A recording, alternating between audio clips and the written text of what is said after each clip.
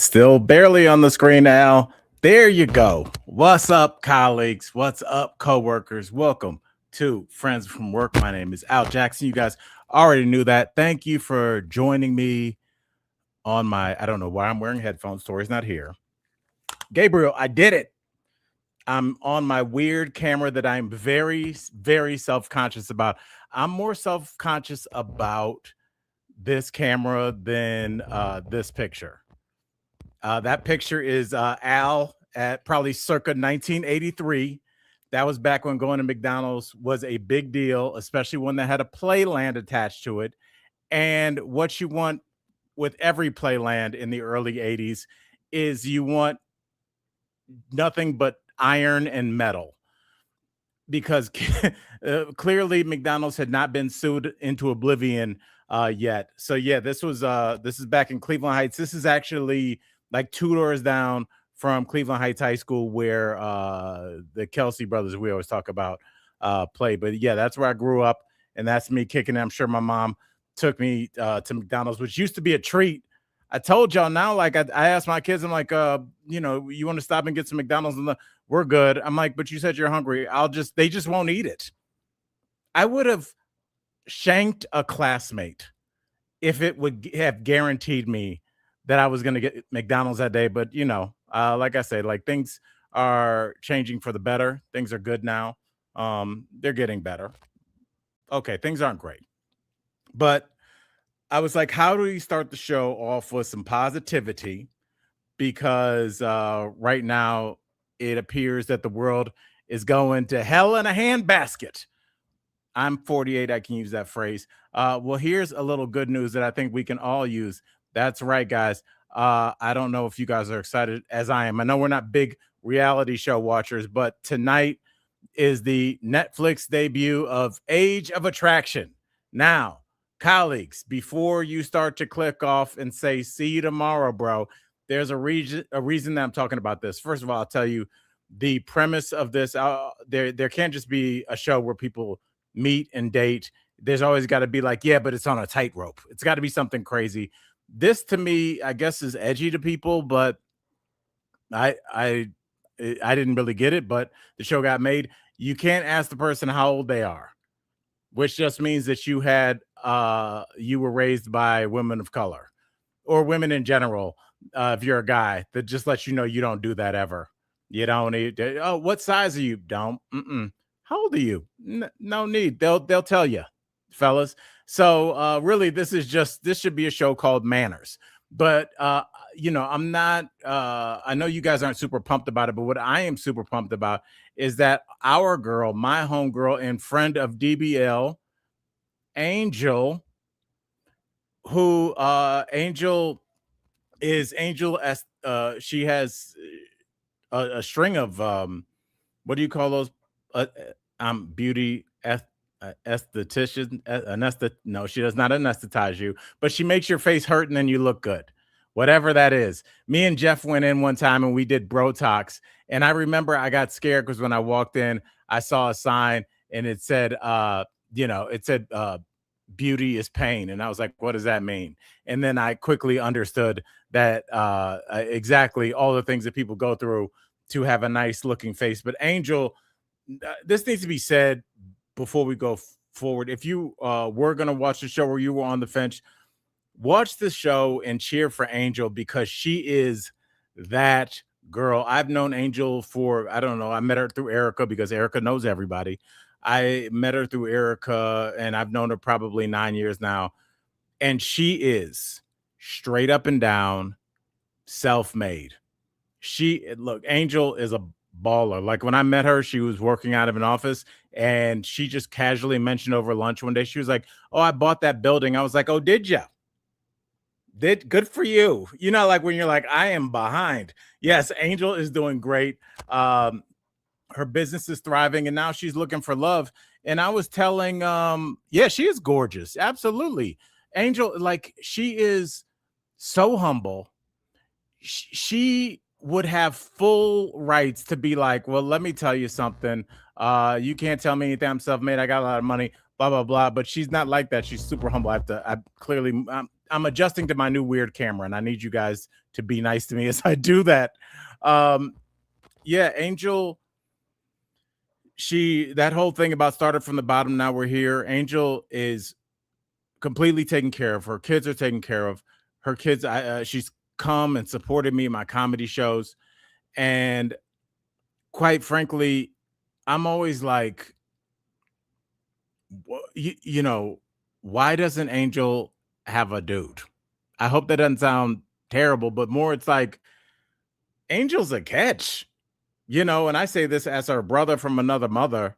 Never been anything romantic, just like somebody looking, as I do with all my girls. I tell Tori all the time, like, you're a catch, you're funny at parties, you're super beautiful, you're fun, you're witty, you know stuff, you speak another language.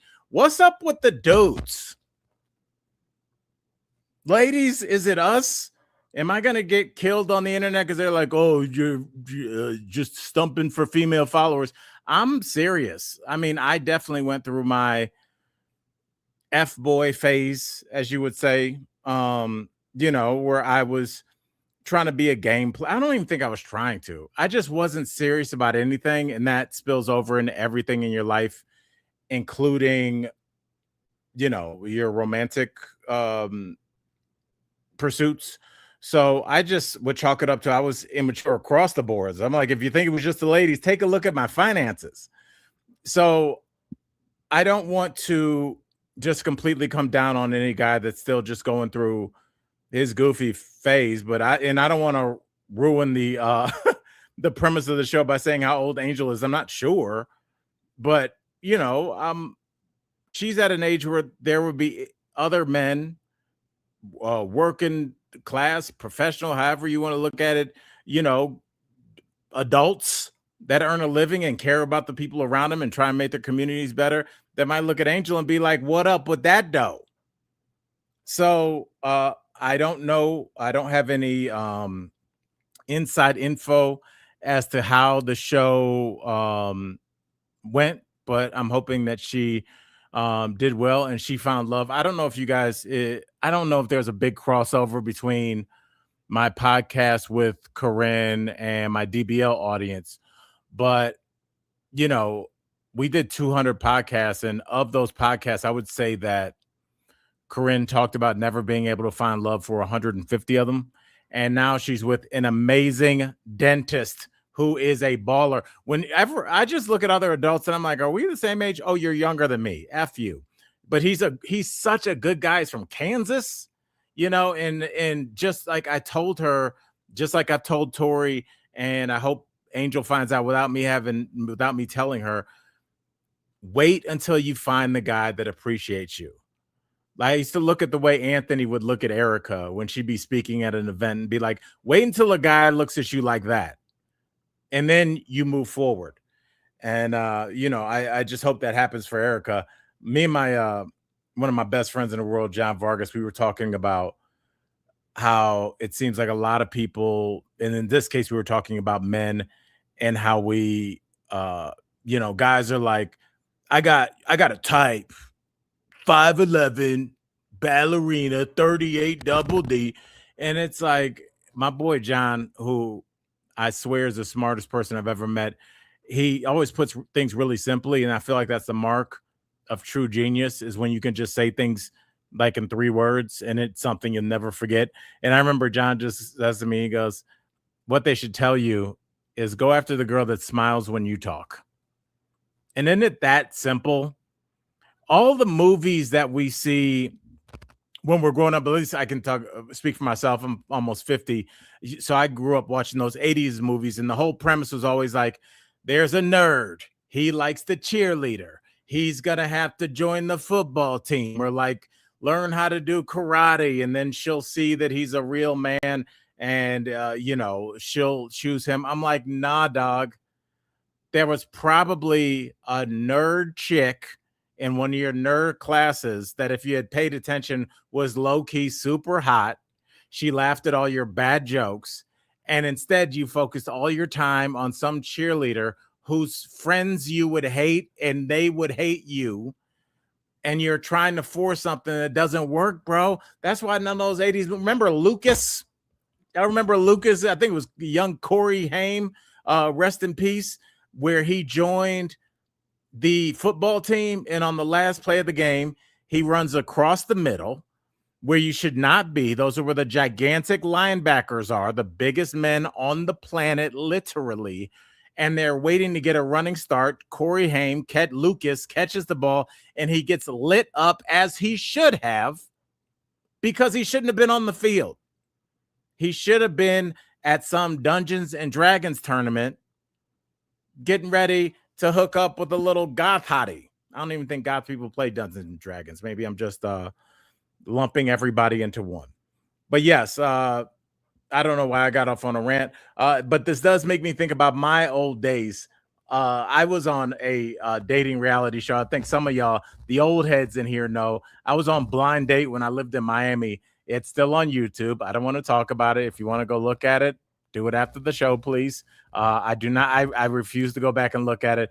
But yeah, it's and if you don't remember Blind Date was that dating show where you'd be on the date and bubbles would come up and about what the person was thinking. And, Al is thinking, let's pay for these drinks and go back to my place. They'd be like those kind of like little bubble thoughts. The reality with my blind date. So if you go back and look at it, I'll give you a little background. I was living in Miami. I was still partying my face off. This is young. Like when you think about LeBron James in 2009, the way he moved up and down the court and could run and jump and dunk, that's how I was with partying. I was kicking it and I was having the time of my life. I was still a teacher. I think maybe I done stand up maybe once at this point. And what I used to do is, me and my homeboy, Greg, that lived in Miami, he's a firefighter now. We used to just go out to the clubs. This is back in an ancient time, y'all, where people just used to go out and have fun. Yeah, no apps, no nothing. Just me and Greg. We used to go out to Fort Lauderdale to a bar called, I forgot what the bar was called, but I remember it was called Thong Thursdays. That's right, guys. You're in the presence of a man that has been to enough Thong Thursdays to lose custody of my children. But yeah, we used to go. They used to drinks in plastic cups. What's up, South Florida? Shut up. And people would just be there. It was like, I didn't think about it at that time because yes, Miami had exclusive clubs, but even the city of Miami was very accessible to like regular. Me and my boy, we both worked, for the city, and both still went out every night, had a good time. Things were affordable. Some places more expensive than others, but yeah, we should go out and just hang out with other people. And now I don't even think that happens. I don't know, and I'm not trying to be that old guy, but I do talk to younger people, and I'm like, do you go out to clubs? Okay, and I just saw the comment that I plan to match this sweater with the wall. You threw me off of what I'm saying because I kept trying to read that, and that's why I shouldn't have. That was so funny. Okay. Listen, who wrote that? Because before the show, I'm panicking because I'm using this weird camera. Oh, Sarah. Okay, thank you. That was super funny, and I will laugh about that for the rest of the day. Yeah, I was getting the house together, and I was like, should I take off this dad sweater? I'm like, I'm real comfy right now. And next thing you know, I'm chameleon and with the wall back there. But yeah, we just used to go out and have a good time. And I wonder if people will get back to that now that people on the apps are starting to kind of have dismay with the results they're getting. Really quickly to wrap up my blind date story, I went out with Greg to our dive bar where the bartender that was taking care of us was openly on meth.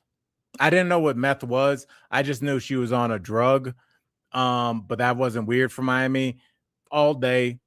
And just like she would pour heavy and just like hit, because I told you guys, Greg looked like a model. So she'd just be like, you two effing black guys, you're so effing hot. I do a black guy. She was like a biker chick that like lived through the 60s. So she just is like wrinkled and cigarette chain smoking while she served you. But you know what? It was a great bar. and it had 2 happy hours. If you want to know how they rolled, they had happy hour from 6 a.m. to 9 a.m. for all the people that work third shift, like nurses and construction workers, and then they had happy hour from 6 to 9 for all the drunks like myself. So I went to the 6 to 9 happy hour. I got hammered, so drunk that I had to leave my car at the bar, which is a big deal back in the day, before Uber, because that was a real big headache. You had to call a cab there and back. It was real bad. That's how drunk I got. So the next morning I wake up and I got like 29 missed calls, and it's the producer saying, get it, like cursing, very unprofessional, like, get your ass down here. We got a camera crew waiting for you. I'm like, oh yeah, I'm supposed to be on blind date today. So I go down to Miami Beach where the shoot was, about 20 minutes from my house. I get there. I am so sick. I had a hangover that could have killed a charging rhinoceros, like one of those hangovers you tell your grandkids about. But nonetheless, I'm a soldier, and I get there and I meet the girl. Her name was Anya, and um, it's weird and interesting. I look back on it now that I've been around TV for 20 years and no producers. They were already kind of massaging me to like, I think the storyline they were trying to create was like I was this guy that like really wanted to date her, and she was like not feeling me. But no shade to Anya, she was definitely somebody's type. She was not my type. But they as soon while they were walking me over there and miking me up, they were like, she was slim, she was thin, and they were like, she's very self-conscious about her weight. So make sure to be really complimentary. And I was like, all right, what do you think I'm gonna do? And so I get there. She is dressed for the date, I guess. She had on an Adidas crop top that showed her midriff, and just Adidas pants. And I'm like, are we in a breakdancing competition that I haven't practiced for? So luckily, we were supposed to meet on the beach and have this whole scene and then go on a date. And what happened was, it started raining, which well, let me stop lying. There's this, like, in the winter months, it rains a lot in Miami. So it started raining on Miami Beach, so they had to do like a plan B. And so they sent us to this restaurant, and I realized, like, when you look back at like reality shows and you're like, that dinner scene escalated quickly. I thought they were getting along. The reason for that is what you didn't see is in between the commercial breaks, they get you hammered. They are pushing drinks on you like you are at like a frat party. They're like, what what do you want? What do you want here? Yeah, we got you. So I mean, the only thing is I didn't drink that much because I was still currently drunk. And she got wasted because she was super slim. And we leave the date, and since we can't go on the beach, they were like, we're going to take you to Crunch Fitness, and they were going to have one of those dominatrix chicks like train us. Like, she was in fishnets and leather boots, and she was hitting us on the rear end. Wow, rear end. How old are you, Al? Jesus Lord. But the only thing was, I was in decent shape, but I was so hungover and I could barely do any push-ups. And she was making fun of me. I'd be like, if I wasn't still drunk, I would show you a thing or two. So anyway, she's hammered, and she just starts going in on her grandmother, who I guess she lived with. And the cameras are just on, and I'm just listening to this girl just like MF her grandmother. And it was very weird. And then the show ended, and I didn't think about it until I was a waiter at a Thai restaurant, and this black mom and her daughter walked in, and I was like, table for two, and they go, we just watched you on blind date. I was like, oh my God. That's the end of my blind date story. So it does kind of lead us into a story that I did want to get into, and it's not Age of Attraction, but it is dating reality show adjacent. It has come out that Love is Blind, the show that whether you watch or not, you get the premise. The one tonight, you can't ask how old they are, and Love is Blind is you're talking to them through a wall that is glowing. I'm like, you could just take mushrooms and get that. So you're supposed to fall in love, not knowing what the person looks like. And during the what is coming out now from the contestants after the show's obviously already aired, the contestants are saying that they specifically pre-screened and screened out MAGA men, and MAGA men did not respond well to this. I know you guys are shocked. I'll give you a second. And I don't know. I don't know why they would be upset. It's this weird thing on dating sites now where they're saying that MAGA men are basically, it's very difficult for them to get dates because a lot of their ideologies go directly against how a lot of the younger female generation, or just women in general, feel about uh, you know, their personal autonomy and their goals, and if they want to have kids, all that stuff. And a lot of MAGA men want a very old school, traditional, like the first marriage ever held kind of traditional wedding. And the ladies don't like that. They don't like it, fellas. They don't. And because they don't like it, MAGA men realizing that their dates are equal into a big goose egg, they are, from what I've been told from my homegirls, is they're like, it's not, they don't say I'm not MAGA or I'm not right wing. What they'll say is I don't pay attention to politics. But even that stopped working because that's impossible. Do you not know that we're at war with Iran right now? Do you not know that? Like, what else don't you know? Everything is political. We watched our men's US hockey team win the gold medal, and the head of our FBI was in there popping beers with them. Everything is political. Even the beer is political because Kid Rock made Bud Light persona non grata for a year and a half. So you can't get away with that anymore. You can't say I don't even follow it. What have you been in the hole? Were you at Sing Sing? Is that still open? Supermax?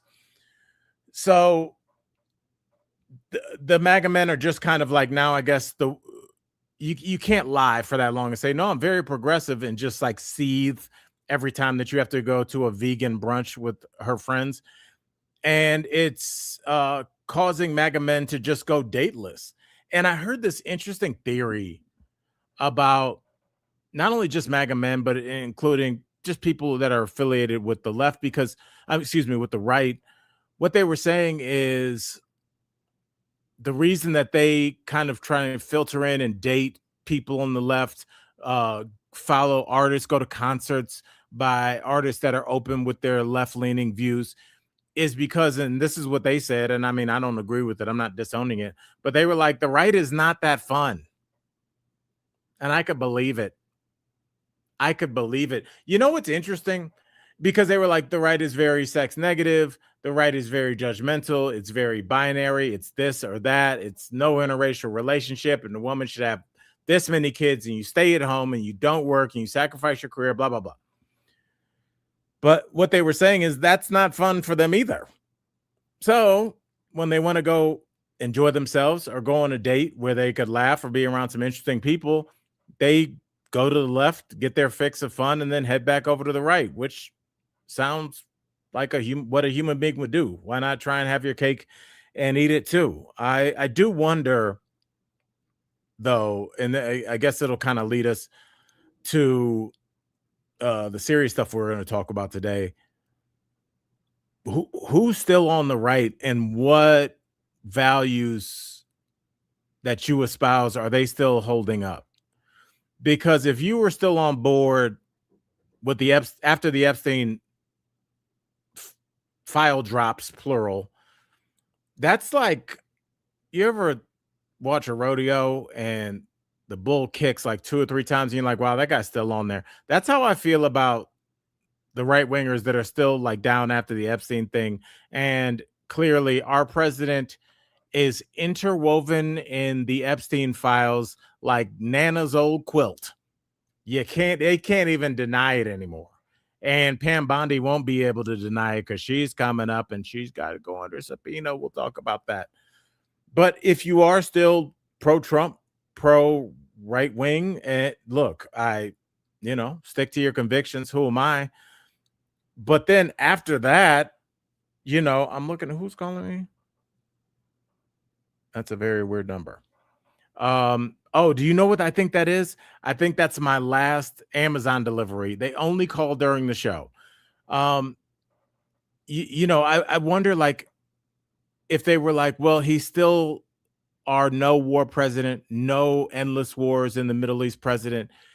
And not only did he do that, it was the flippancy in which he did.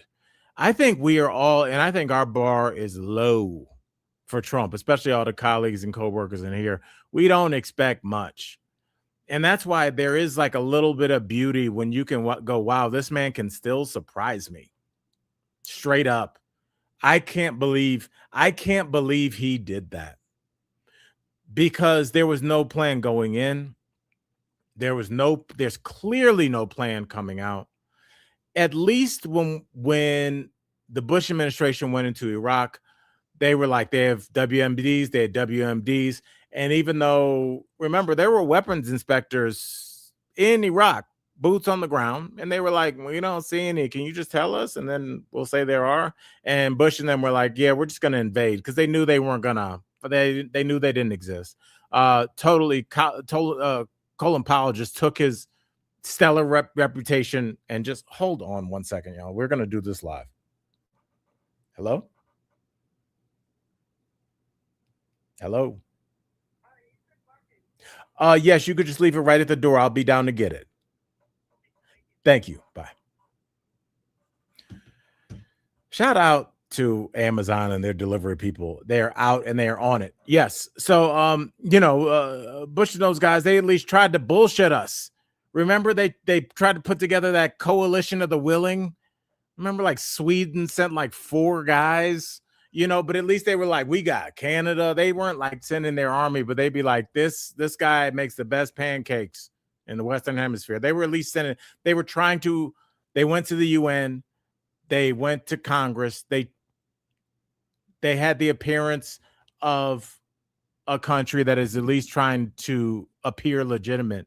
And this time around, it was Trump dropping a video the way Beyonce does at like 2:30 in the morning with no announcement, saying, yeah, we've begun combat strikes in Iran. And there was no reason why. It fluctuated between like they were going to attack us and like they were going to attack Israel. And then it was like, well, now they're a terrible regime and they're bad to their citizens. And now they can come out and protest without being shot down by their government.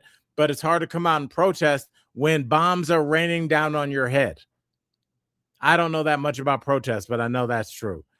And so none of the things that they were saying were making sense. And now they've just stopped saying it.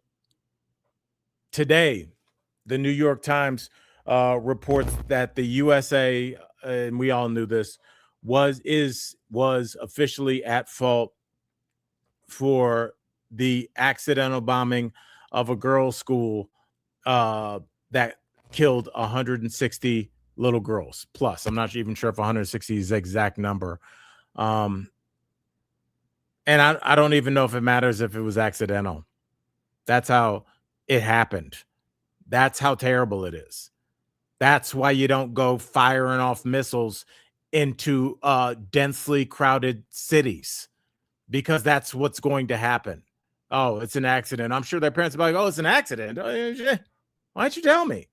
And not only did we shoot a missile and hit it, we did a double tap. We circled back 40 minutes later and we got grieving parents and paramedics as well. So well done on that. Before I go forward, I will say this. Now, I wanted to get your thoughts on this, colleagues. I was listening to a podcast and this guy said something and the image just really stuck with me. And he said, right now, the United States is like Terminator 2 after the fake flesh came off of it. And it was just that metal cyborg with the red eyes.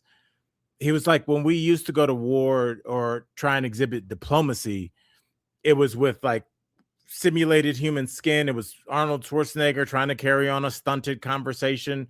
And, we at least had the illusion of a human being. But now after Epstein and the lack of investigation, and we're going to get to that as well, that we've shed that fake human skin. We fake trying to talk. We don't have a hairline anymore. We're just walking around on a mission of destruction. And I can't get that visual, that that visual out of my head because that's exactly how I feel.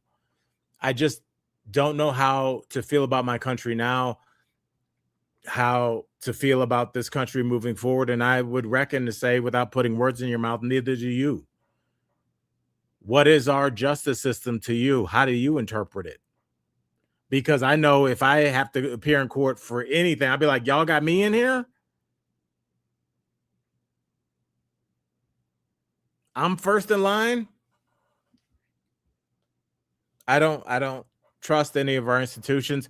I was telling SAR because we were talking to a friend of ours about how eating healthier, and it's because if you think about all the deregulation that this administration has gone through, I think the things that are deregulated, I noticed it in the television industry, as now there's just going to be one channel. Basically, five guys own every outlet that there is, but we forget about the deregulation that must be going on without our knowledge in the food, in the area of food and drug and beverage. Can you imagine like what's in our food now? Can you imagine? What do you think? There's any regulations? There's nobody at the FDA except for RFK. And he's like, can you put a side of measles with that? Be healthy. We are being attacked on all sides. And quite frankly, I don't know if this administration is going to make it 3 years. It may, but I know that we can't, not at this pace. Not at this pace. This is a slow news day, and I still haven't gotten to ships being bombed in the Strait of Hormuz. And whoever is yelling outside my door, we have I haven't talked about retired Colonel John um, um, Mersheimer, who talked about like the amount of war crimes that we've committed and that there's no off ramp in this war. I just don't know where we're going. And it was my job for years to be able to prognosticate uh, where I thought things were headed, because at least I thought that there was a template for things, and history kind of repeats itself. But what is our history now?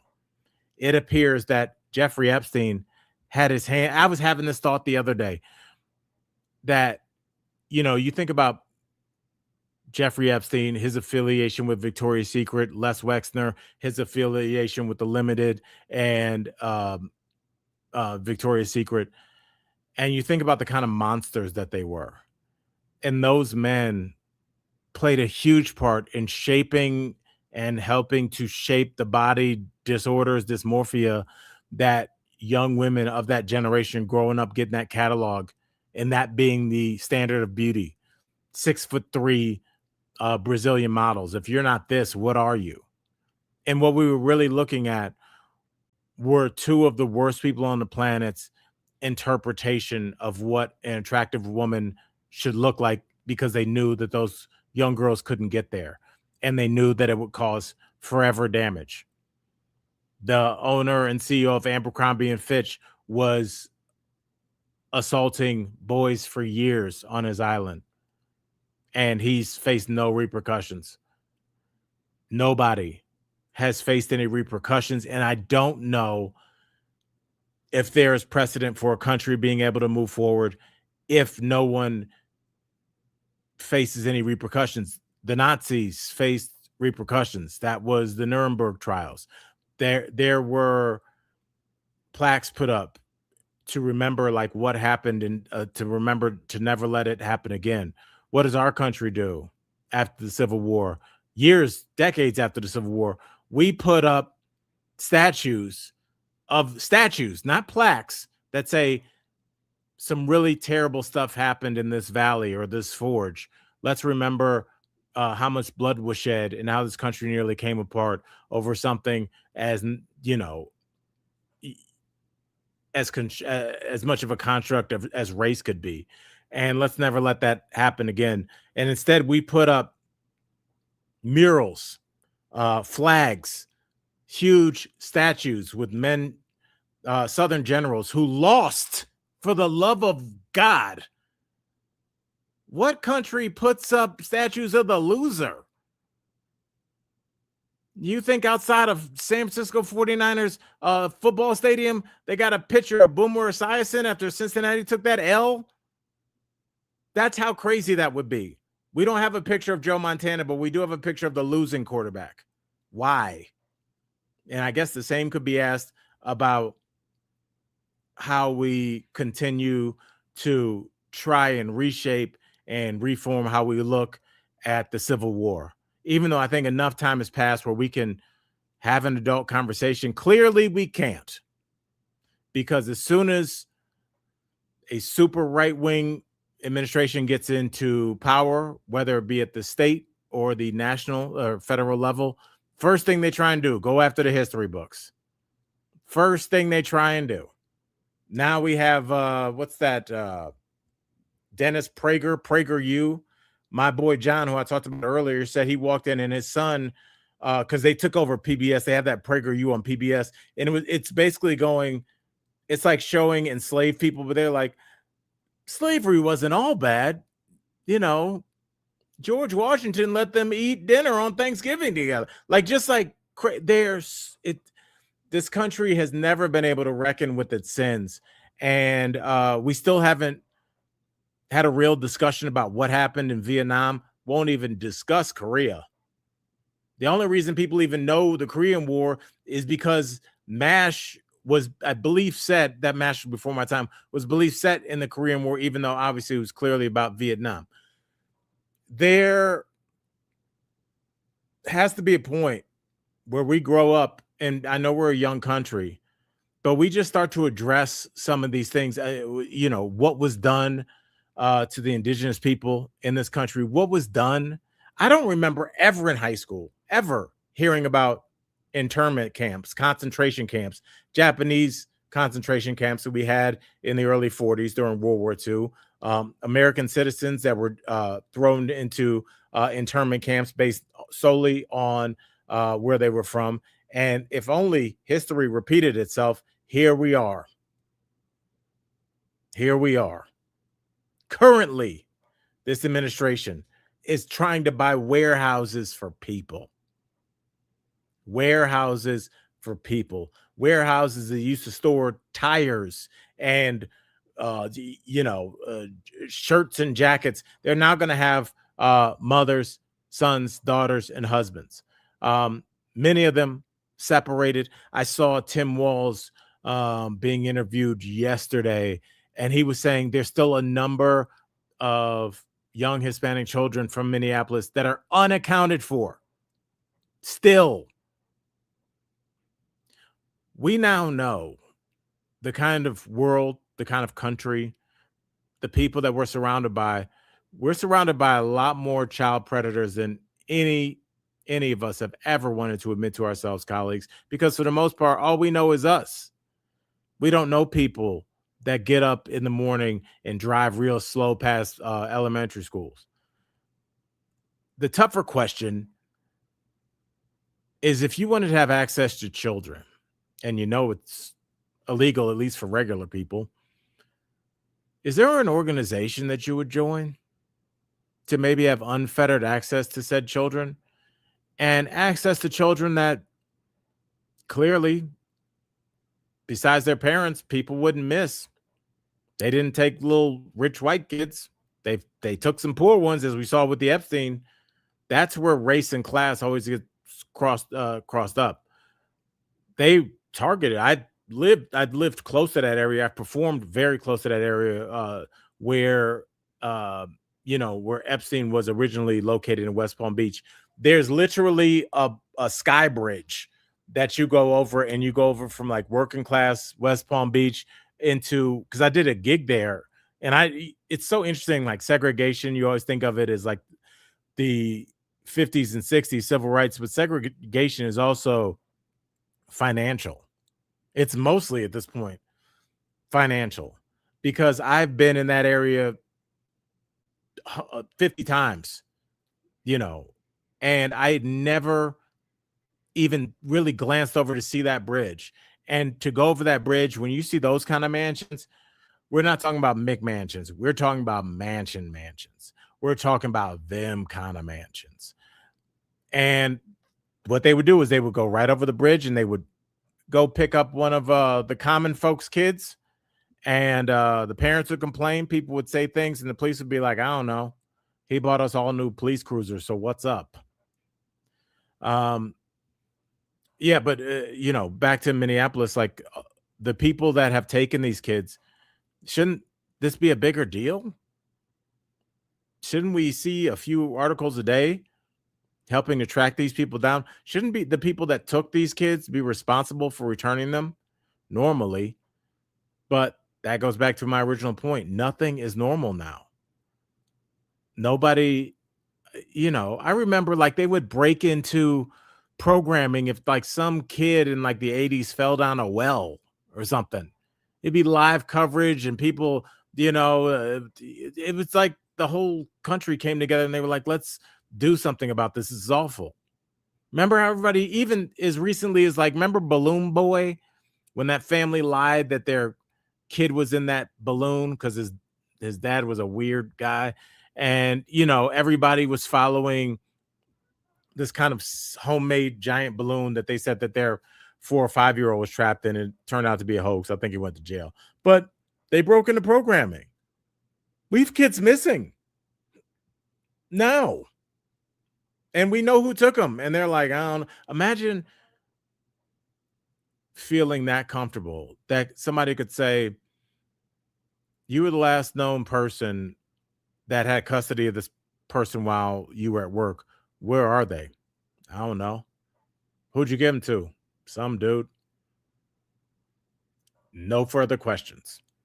And until we have accountability, not just for the low level criminal white nationalist scum that put masks on like cowards and pushed old women to the ground, pushed old men to the ground, shoved reporters, sprayed chemical irritants into people's car vents while they had babies in there, while they had their kids in there, shot these people, shot them in the face, shot them in the back. Until we have accountability for them, and then we move up the chain, because I think we all learned our lesson with January 6th when you just put the minions in jail. Do we need to learn that lesson again twice in 3 years? By the way, look up the number of January 6thers that have been re-incarcerated for child attacks, child assaults. I believe it's like now up to 7 or 8. It's almost like they weren't good people. I digress, but I do hope, and I hope people have some advice for me, because I don't know. I think about it all the time. I do. I think about it all the time. I'm like,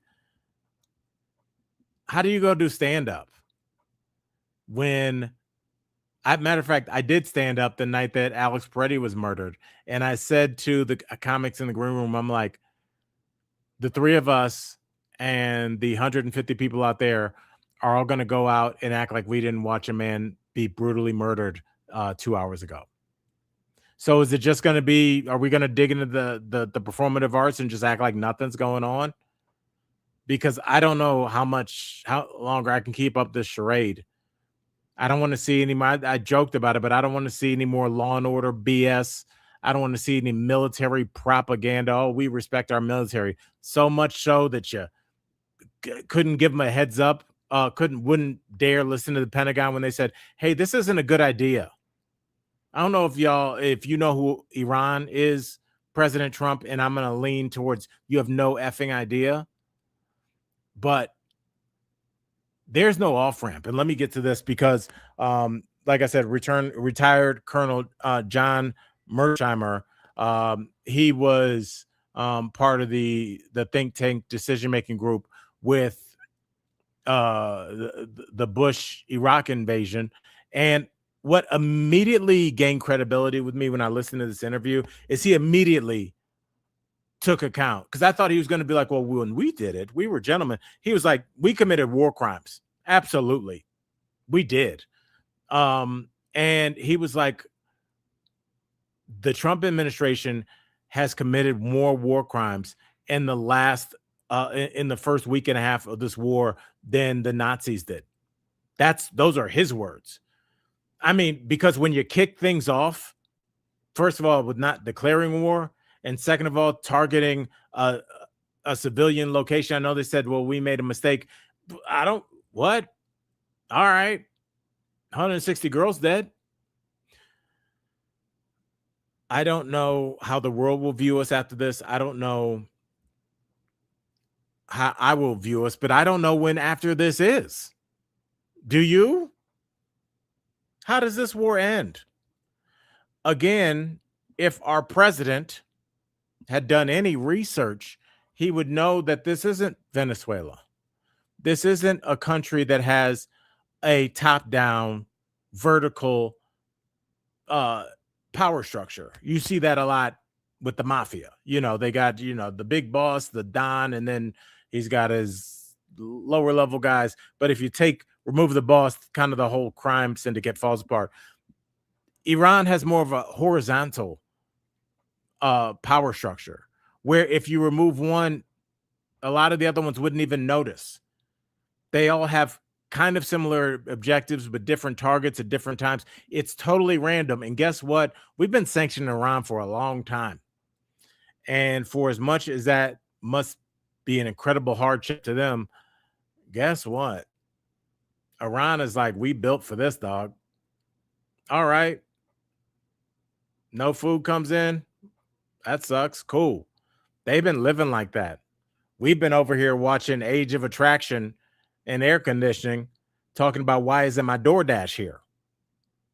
Who's more built for the long term? Because whether our government wants to say it or not, we can't fight forever. We do not have the munitions for that. There would have been a period of time where we could. Do we have some pretty nasty weapons? Absolutely. Do we have nuclear weapons that I don't even want to bring up, but those have already been used as a potential off-ramp because they know. Oh, no. We punched a guy at the bar that used to be a kickboxer. And we already hit him like, we go in there, we go in with the myth that this was about regime change. And what we did in changing that regime was we killed the Ayatollah, and we replaced him with his son, who's 30 years younger. His son's 56 years old. And he's not just a regular son. He's the kind of son that Marvel would write an origin stories about, because the United States killed his father, his father's wife. They also killed his wife, and they killed one of his kids. Yeah. You think he's going to be done fighting anytime soon? Do you think? We have messed up. And when I say we, they have messed up in a way that only incredible arrogance can allow you to do. That means no research. Who lives in the region? We'll just bomb them. Well, are they our allies? Because different people live in a gigantic country, different ethnic and cultural factions, Kurds, Sunnis, Shia. Did you bother to learn where they are, who supports us? Maybe after we bomb them, who used to support us? These are all things you do before you start a war, and then you don't start it. But here we are, because there's always been this built-in thing, at least in my memory, that I can remember with George Bush. I go with my gut. I don't know, man. I just go with my gut. Well, here we are, dumb. It doesn't make you cool because you don't read. It doesn't make you tough because you can care less. Bomb them all. Well, we tried that. How'd that work out, bro? As our streets are lined with homeless people that 50% of whom are returning vets from a war that had no business being started. And now, don't forget, we are in a media blackout. You need to understand that right now. Yes, it's been reported that we lost our 7th service member, but do you know that 150 Americans have been injured or wounded since we started last week? 150. And I always said like injured or wounded. That's still a little bit euphemistic because me being injured would be like, one time I threw my back out of LA Fitness. Injured or wounded when you're talking about um, explosives are you're missing both of your arms and uh, your left leg below the knee. That also counts as an injury. Um, we bring you back here. We give you standard care at the VA, and people that are in pain, people that are sad, people that have um, mental injuries from seeing people that they loved blown apart, from having to shoot people that they didn't know, from having to do things that they cannot repeat. They then come back here and they get hooked on drugs, heroin, any of the drugs that kind of take the pain away. And then those same right wingers that shove them with two hands in the back towards war say, look at these downtown streets. Bums don't want to work. This is not a sustainable path that we are on. And if there is a silver lining besides my girl Angel being on Age of Attraction tonight, it's that this is the first time in my life that the right wing was from day one like, hell no, no, no, no. Unfortunately, that didn't result in them abandoning their party. And again, let's close out with how we started. What are you clinging to? The fact that they started a war that they said that they wouldn't, or the fact that you know they are implicated heavily in the largest child sex trafficking ring in modern recorded history? Or is it gas is high? Or that they lied about food prices coming down? Which one of these things do you support? These aren't things that can like be fixed quickly because colleagues, let me tell y'all this. Oil is about to shoot up. Michael Dean popped up that picture yesterday, the Strait of Hormuz, which I don't, of course, I don't have it in front of me, but there's a part where obviously there's a very thin part. Is that the Black Sea or the Arabian Sea? I don't know. I might be way off. But all the ships taking the oil out have to pass through a strait, and half of that strait borders Iran. Is that something you should have thought about? Maybe. Well, they should have, because guess what, guys? The Iranians are laying down mines, thousands of them, in the water. So now boats not only don't want to pass through there, but they absolutely shouldn't. And let me pop this up here. Let's end on one more horrifying picture. That's the other thing. I can't see my freaking thing. I'm gonna stand up. I have no shame. Here it is. Okay. Is that it? Did I get it? No, that's Angel. Here it is. That's still Angel. This is getting creepy, Al.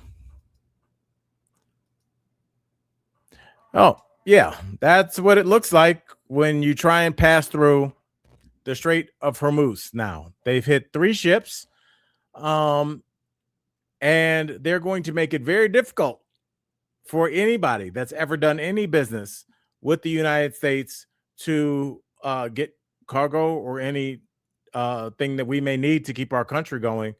Um, and they have complete control. What are you going to do? They own that border. And so I wonder, as oil prices soar, as the cost of goods soars, as the cost of imports soars, are our right wing brethren and sister gonna still hang on? At some point, does it hit you like maybe these people don't have my best interests in mind after they've gone back on literally every promise? After half of our cabinet is in the Epstein files. Let's not forget about, Matt Gaetz down in Florida. He was credibly accused of, trafficking minors. Donald Trump credibly accused of assault of E. Jean Carroll. Jim Jordan credibly accused of allowing the assault of Ohio State wrestlers. What are you hanging on to? And if you guys have right wingers in your life, I used to. I don't as much anymore because my circle is a lot smaller because I don't work at DBL. But I don't know. I used to enjoy debating topics with them, but all the topics that they would complain about, you know, the left wing is sexualizing kids, and I didn't like, that R&B video where like 15-year-old girls were dancing. It was too scantily clad. Where y'all at now? I just wonder as we move forward, is there a line? Because I don't have any loyalty towards anything that has been expressed the way that right wingers have. And I know that they're in a Fox News vortex and that's not going to go anywhere. They're getting their news from there. But even that news is real bad. I saw a clip where the Fox News tough guys were saying if a captain has some real cojones, he'll take his boat through that strait. And I'm like, I can't believe you just said that. Like the balls on these New York City metropolitan news anchors reading off a prompter saying, get some balls and go through a strait in which people are going to be taking pot shots at your boat. These are also the people that were vaccinated. And we know that because they were sitting next to each other, and New York City had a mandate that you had to be vaccinated during the COVID pandemic that told their followers not to get vaccinated, that, it was a hoax or whatever. They told them that, knowing full well that they were vaccinated. They had to be in a building in Manhattan. Man, the city ordinances don't care how right wing you are. They said they got the vax and went straight to work. Like, don't get it. They lied about the election with Trump. Paid what? $800 million. Embarrassing. Caught in a lie. I don't know. There's a part of me that's like, man, it's a great fan base if you can get it. I don't know. I've never seen anything like that. I don't know. It's just like people leave cults. I ain't seen none of y'all really try. They just like, right, shut up. So I don't know. I guess it proves that like misogyny and bigotry and closed-mindedness are just more powerful than like I'll ever know or understand. I don't have an allegiance to things like that, but like apparently they do. And it's not even like an allegiance to the United States of America, because then you wouldn't be sending American troops over there. But I do want to say I appreciate y'all listening to me vent. I didn't even get to the Epstein connection with JonBenet Ramsey, the Ghislaine Maxwell connection with Madeleine McCain, the Epstein Zorro Ranch, just now being cleared to be investigated. Do you think they had enough time to get stuff out of there that they might need to, things out of the ground? The corruption is layered like a Neapolitan ice cream cake. They're just like, where do you start? Where do you end? This country is so broken right now. I don't feel broken because I got y'all colleagues, and I hope you don't feel broken either, because there's a bunch of disgusting PDF files in Washington, D.C. can't dim our shine. So remember that we do have a job when we go out there, and that is to project joy and love into this world, because damn it, we need it right now. But speaking of love, I'm gonna go pick up little baby Sarsar, and then I'm gonna go straight with her to a hair appointment. Yay, jealous, I know. And she's gonna get her hair did, and then we're gonna hang out and watch our girl Angel on Age of Attraction. So you guys check it out. I know that we will talk about it briefly tomorrow. Obviously, Tori will be back. Colleagues, I love you guys, and I appreciate you riding with me through these solo shows. It's really more of a therapist session. I'm gonna start doing these on the couch, laying down, and I'm gonna do it in a matching sweater to the couch, just to be spiteful. I love y'all so much. Thank you for riding with me. On behalf of Tori and Michael Dean, this has been Friends from Work, colleagues, co-workers. You know how we do.